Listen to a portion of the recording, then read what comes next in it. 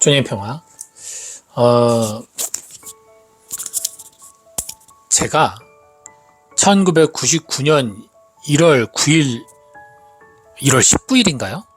1월 19일인 것 같아요. 군대를 들어갔습니다. 조금, 일반적으로 들어가는 나이보다 조금 늦게 들어갔는데요. 흔히 말하는 꼬인군번으로 들어갔습니다. 왜냐면 그 97년, 98년에 IMF 터지면서 너무도 많은 사람들이 군대 지원을 했어요. 그때. 그러다 보니까 99년에 제가 들어간 부대, 다른 부대랑 다르게 제가 들어간 부대는 이등병이 어마어마하게 많았습니다. 근데 그건 부대마다 다르거든요.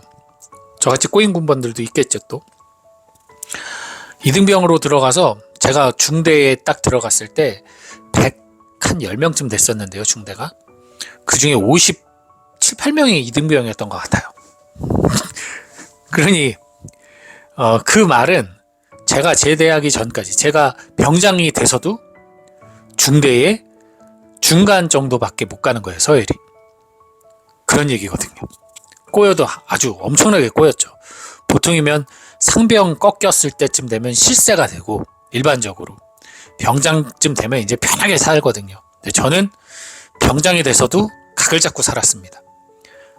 정확하게는 병장하고 3개월 정도 더, 그러니까 군 생활이 한 100일 정도 남았을 때까지 저는 흔히 말하는 FM으로 살았어요. 각 딱 잡고 경례도 똑바로 하고 뭐 뭐든지 스탠다드한 이 열도 이렇게 옷의 열 바크라고 해서 이거 쫙 일직선 맞추고 모자도 딱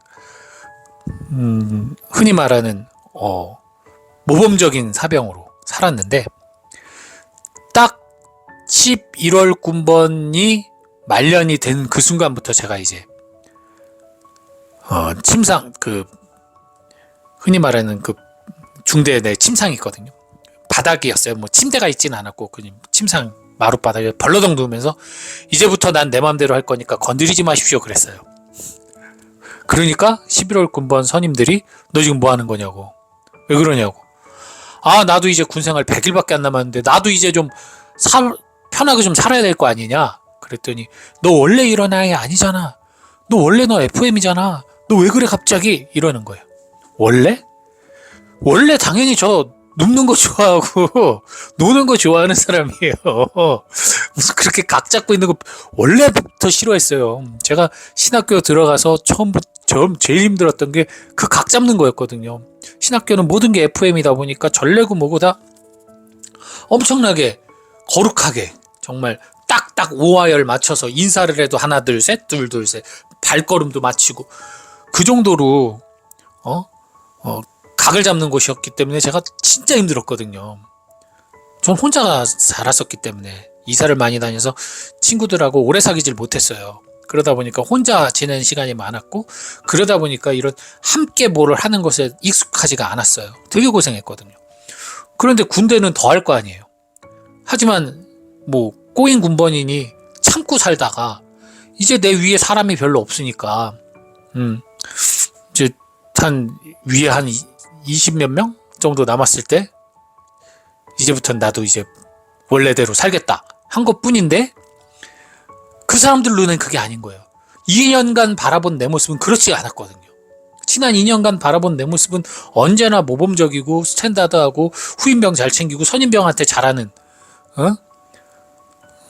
이등병 때는 조금 문제가 있었지만 되게 못 따라와가지고 문제가 있었지만 이등병 때는 제가 정서적으로 너무 순진했어요.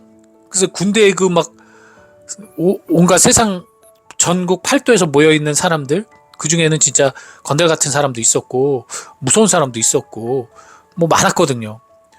그리고 저 갈 때만 해도 대학 안 들어온 친구들도 꽤 많았어요.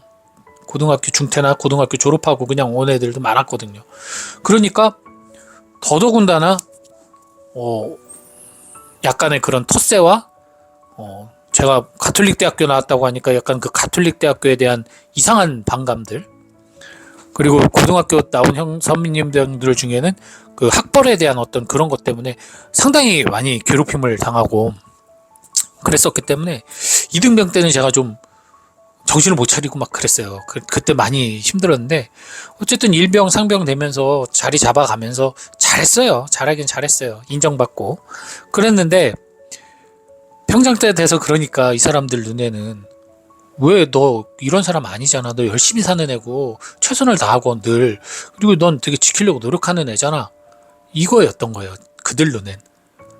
저의 그 이전에 20몇 년간의 삶을 모르는 그들은 그 단 2년을 보고 저를 그런 사람이다 라고 낙인 효과죠. 그러니까 너무 이질적이니까 그걸 못 받아들이고 계속 이상하게 보고 이러지 말라 그러고 그랬었던 기억이 있습니다. 그들 눈엔 제가 변한 걸로 보일 거예요. 그러나 전 변한 게 아니에요. 원래 모습이었지. 사실 오늘 주님의 거룩한 변모축일에 우리 인간의 눈으로는 예수님이 변한 것처럼 보인 거죠.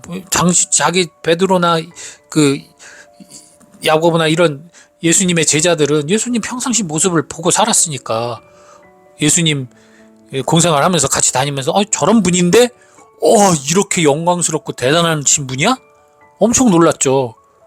그들 눈엔 변한 거죠, 예수님이. 근데 예수님 쪽의 입장에서는 그게 아니에요. 그 이전 수천만 년 동안 수억 년 동안 하여간 예수님은 원래 그 하느님의 모습으로 사시다가 아주 잠깐 그 몇십 년 사람의 모습을 취한 것 뿐인데 변모가 아니라 원래 모습이에요. 원래 모습. 그것도 인간의 눈에 완전히 다 보여줄 수 없어서 고작 엘리야와 모세와 대화하는 그 수준. 아무것도 아닌 진짜 부잣집 도련님이 그 부잣집에 이 사람을 데리고 가서 자기가 부잣집 도련님인 걸 자랑한 게 아니라 그 회사 이사하고 상무가 와가지고 아이고 도련님 인사하는 거 보고 놀라는 그 수준인 거예요, 사실은. 근데 우리들 눈엔 그게 변모로 보인다는 거죠. 사실 여러분들 이거는 여러분들의 삶을 봐도 그럴 거예요. 여러분의 본 모습이 있고 사람들에게 보여지는 모습이 있을 겁니다. 그죠? 사람들이 나를 내가 생각하는 것과 달리 보고 있다. 그리고 내가 평상시에 내가 행동하는 나의 모습을 그들 앞에서 조심하다 보니 그들은 나를 그런 사람으로 조신한 사람, 뭐 조용한 사람, 혹은 뭐 이렇게 겸손한 사람으로 볼 수 있잖아요. 그런데 내가 본 모습을 어느 날 보였어. 그 사람들은 충격을 받겠죠. 얘가 왜 이렇게 변했지? 왜 이렇게 됐지? 라고 생각할 수 있다는 거죠. 사실 우리 흔히 말하는 괜찮은 사람, 좋은 사람, 뭐 가정 환경도 좋고 뭐 괜찮은 사람이 갑자기 이상한 행동을 한다던가 엽기적인 행동을 한다던가 이러면은 되게 당황스러워 하잖아요, 사람들이. 왜 저러지? 저 사람 원래 저런 사람이 아닌데? 사실 원래 저런 사람이 아닌 건 없어요.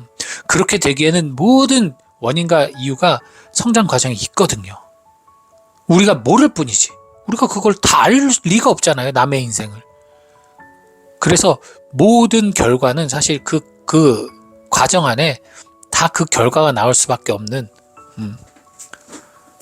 말 그대로 콩 심은 데 콩 나고 팥 심은 데 팥 난다는 그 단순한 논리가 맞습니다. 그래서 우리가 변하는 것, 사실 변했다라고 표현하는 거는 저는 그렇게 맞다는 생각은 잘 안 들어요. 변한다기보다는 우리의 원래 모습이 드러나는 거예요. 물론 우리가 끊임없이 변화를 시도해요. 하지만 변화를 시도해도 본질적인 것은 잘 바뀌지가 않죠. 다이어트를 통해서 변화를 해요. 하지만 그걸 지키려면 무단한 노력이 필요하죠. 빠진 살을 찌지 않게 하려면 상당히 오랜 시간의 고통이 필요해요. 그만큼 변화는 쉬운 게 아니에요. 조금만 정신줄 놓으면 다시 요요 현상이 일어나서 돌아오잖아요. 그것과 마찬가지입니다. 담배를 끊을 수 있는 건 그럼 어떻게 하느냐? 원래 우린 담배를 피지 않았어요. 그런데 담배를 폈던 거죠. 그러니 끊을 수 있는 거예요, 사실. 물론 그것도 어렵죠. 오랫동안의 습관이 있으니까. 어쨌든 하느님은 원래 하느님이신 거예요. 예수님도 원래 말씀이신 하느님이신 거예요. 바뀌지가 않아요.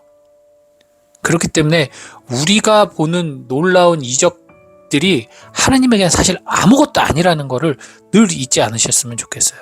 아무것도 아니기 때문에 우리가 그렇게 간절하게 청하고 바래도 별로 이루어지지 않는 이유가 거기 있습니다. 아무것도 아니거든요. 귀한 걸 청해야죠. 아무것도 아닌 걸 청하니까 안 주고 싶죠. 아무것도 아닌 걸 왜? 제가 전에 그 말씀드린 적 있었던 것 같은데, 예전에 강론에 그 어머니 외가 쪽 조카가 딸 데리고 왔는데 가난해서 먹을 게 없어가지고 딸한테 고급 음식 못 사줬었는데 어머니가 중국 음식 좋은 거 이것저것 사서 배달시켜서 줬더니 딸내미가 서비스로 온 군만두만 먹어서 엄마가 울었다고. 애기 엄마가. 좋은 음식, 비싼 음식인데 그것만 먹는다고. 마찬가지예요. 하느님은 우리에게 좋은 거 주고 싶어요. 귀한 거 주고 싶어요. 대단한 거 주고 싶어요. 고작 그 모세와 엘리야가 내려와서 대화 나눈 그 정도의 아무것도 아닌, 하나님에게 있어서는 아무것도 아닌 그것에 초막이나 쳐서 거기서 살고자 하는 그런 소박한 것도 아닌 정말 의미 없는 일에 하느님이 같이 하고 싶지 않는단 말이에요. 아니 뻐젓이 구중궁궐이 있는 사람한테 우리 움막이 좋아, 우리 움막에서 같이 살자, 그럴 수는 없는 거잖아요. 움막에 방문해 주셨죠, 주님이. 우리를 구중궁궐로 데려가기 위해서. 근데 거기서 그냥 가지 말고 여기서 같이 살아, 그럼 당연히 안 들어주시지. 하느님이 그걸 들어주시겠어요? 이 세상의 것들, 하느님에게 있어서 이 세상의 모든 것들은 하느님이 창조하셔서 사랑은 하시지만, 그렇다고 하느님이 거기에서 살려고 이 세상을 진 게 아니잖아요. 그러니 자꾸만 하느님을 이 세상의 가치 안에 가두려고 하지 마십시오. 하느님은 본연의 모습 그대로 존재하시는 분이세요. 우리가 거기에 맞춰야죠. 그래서 그분의 나라의 예법, 그분 집안에 살기 위한 그 집안의 예법을 배워야죠. 그래야 우리가 거기서 살 수 있으니까. 입양돼서. 그러니 그분은 변하시지 않는 분이라는 거 꼭 기억하시고, 우리가 변해야 된다는 사실, 우리가 그분에게 맞춰 가야 된다는 사실. 그런데 더 정확하게 말하면 이것도 우리에게 변화일지 모르겠지만 이미 구원을 허락하시고 우리가 하느님을 믿는 그 순간부터 우리는 이미 구원된 자로서 거기에 맞춰가는 거지 변해가는 게 아니라는 사실을 또 잊지 마시면 좋겠습니다. 이젠 구원된 자로서 다시 구원된 자답게 제자리로 돌아가는 거라는 거. 구원된 자의 삶으로 돌아가는 거. 그렇기 때문에 다시 옛날 모습으로, 구원받기 이전의 모습으로 돌아가려는 그런 시도는 오히려 그게 변하는 모습인 거예요. 반대로 이젠 시각을 조금 더 바꿔보시기 바랍니다. 네, 오늘 하루 행복하고 축복된 하루 되시기 바랍니다. 주님 평화.